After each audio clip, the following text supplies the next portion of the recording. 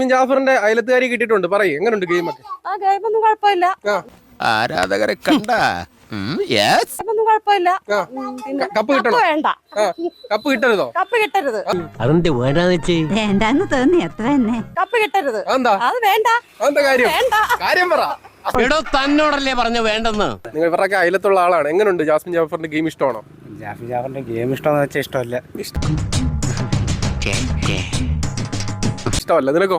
എനിക്ക് തീരെ ഇഷ്ടമല്ല. എന്നാലും നമ്മുടെ നാട്ടുകാരും അല്ലയോ, നമുക്കിങ്ങനെ കുറ്റം പറയാതിരിക്കുന്നത്.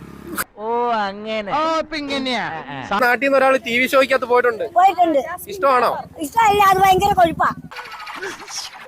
ഭയങ്കര കൊഴുപ്പാണോ? അതെന്താ അങ്ങനെ? ഭയങ്കര ചാട്ടോ. ഭയങ്കര ചാട്ടവാ? അതെന്താ അങ്ങനെ ചാടുന്നേ? അതിന് എന്താണോ എന്തോ ആ കൊച്ചിന് ഭയങ്കര ചാട്ടോ.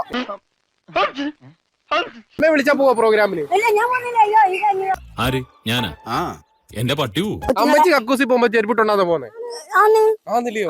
കുളിക്കും? എത്ര നേരം കുളിക്കും? 2 നേരം കുളിക്കും. കുളിക്കും. ജാസ്മിൻ ജാഫറോ? അത് മാസത്തിലും കണ്ടാ കുളിക്കുന്നു പറയുന്നു. മാസത്തിൽ 2 തവണ കുളിച്ചാലേ എനിക്ക് ജലദോഷം വന്നിരും. തന്നെ എനിക്ക് അലർച്ചി. അത് മാസത്തിലും കണ്ടാ കുളിക്കുന്നു പറയുന്നു. അതുകൊണ്ടാ ഇഷ്ടമല്ലാത്ത?